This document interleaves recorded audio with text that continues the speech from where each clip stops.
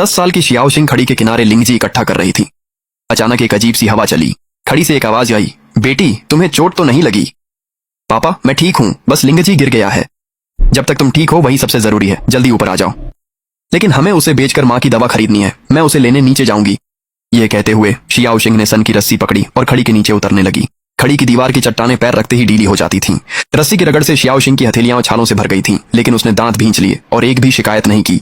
खड़ी के नीचे पहुंचकर उसने झाड़ियों के बीच काफी देर तक खोजबीन की। आखिरकार उसे चट्टानों के बीच एक दरार में लिंगजी मिल गया। सौभाग्य से लिंगजी टूटा नहीं था। शियाओशिंग ने लिंगजी को अपनी छाती में रख लिया। जब वह जाने की तैयारी कर रहा था तभी अचानक उसे पीछे से कुछ सिसकियां सुनाई दी। इतनी सुनसान जगह पर आखिर कौन हो सकता है? शियाओशिंग ने हिम्मत जुटाई और सिसकियों का पीछा करते हुए उनके स्रोत तक पहुंचा। वहां 2 लोमड़ियां थीं, एक बड़ी और एक छोटी। सिसकियां ठीक उसी छोटी लोमड़ी के मुंह से निकल रही थीं। छोटी लोमड़ी बार बार अपनी टांगों से बड़ी लोमड़ी को धक्का दे रही थी और खींच रही थी। छोटी लोमड़ी रोते हुए कह रही थी, माँ जागो प्लीज, अपनी आंखें खोलो और मुझे देखो। लोमड़ी बोलती है। अभी तक प्रतिक्रिया भी नहीं कर पाई थी कि शियाओशिंग को छोटी लोमड़ी ने देख लिया।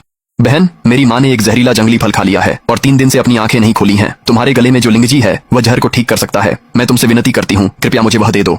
शियाओशिंग ने सिर झुका लिया और अपने हाथों में पकड़े लिंगजी को काफी देर तक बिना कुछ कहे देखा। अगर वह इसे बेचती है तो अपनी माँ के लिए दवाइयां खरीद सकती है, लेकिन अगर वह इस माँ लोमड़ी को नहीं बचाती तो छोटा लोमड़ी बिना देखभाल के रह जाएगा। एक शब्द भी और न कहकर शियाओशिंग जल्दी से झुक गई और छोटे लोमड़ी की मदद से माँ लोमड़ी को लिंगजी दे दिया। कुछ ही पलों में माँ लोमड़ी की पूंछ हल्के से हिली और उसकी आंखें धीरे धीरे खुल गईं। इसे घर ले जाओ और आंगन में दफना दो। याद रखना, तुम्हें खरीदारी करने के लिए रात होने तक इंतजार करना होगा। शियाओशिंग झुककर जमीन से एक छोटी सी पत्थर उठाती है और उसे अपनी हथेली में पकड़ लेती है। उसने आभार स्वरूप माँ लोमड़ी को झुककर प्रणाम किया, धन्यवाद। जब शियाओशिंग सन की रस्सी से ऊपर चढ़ी, उसके पिता पहले से ही उसे पूरे पहाड़ पर बेतहाशा ढूंढ रहे थे और पुकार रहे थे, शियाओशिंग। शियाओशिंग ने अपने पिता को वह छोटी सी पत्थर दिखाई जो उसे माँ लोमड़ी ने दी थी। उसके पिता ने एक लंबी सांस ली। पापा, ये पत्थर मुझे खाई के नीचे वाले लोमड़ी ने दिया है। उसने कहा था कि मुझे रात होने तक इंतजार करना चाहिए।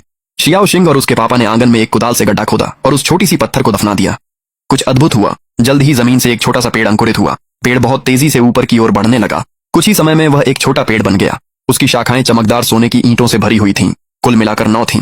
जो भी इस खजाने के पेड़ को देखे उसे अच्छी किस्मत मिले, धन की कोई कमी न हो और उसके सारे काम अच्छे से हों। शियाओशिंग ने सोने की ईंटें उठाई, अपनी माँ के लिए सबसे अच्छे डॉक्टर को बुलाया और सबसे असरदार दवाइयां खरीदी। आधे महीने से भी कम समय में उसकी माँ चलने फिरने लगी थी। एक और सोने की ईंट से उसने अपने पापा के लिए एक हल चलाने वाला बैल खरीदा और घर की पुरानी रजाइयों को नई रजाइयों से बदल दिया। वह जादुई पेड़ साल में केवल एक बार फल देता है और हर बार सिर्फ 9 सोने की ईंटें पैदा करता है, जो शियाओशिंग के परिवार के लिए जरूरत भर की ही होती हैं, न ज्यादा न कम। ऐसा ही है, एक अच्छा विचार अपने आप ही सौभाग्य ले आता है। भाग्य के बारे में मत पूछो, बस अपने दिल से पूछो।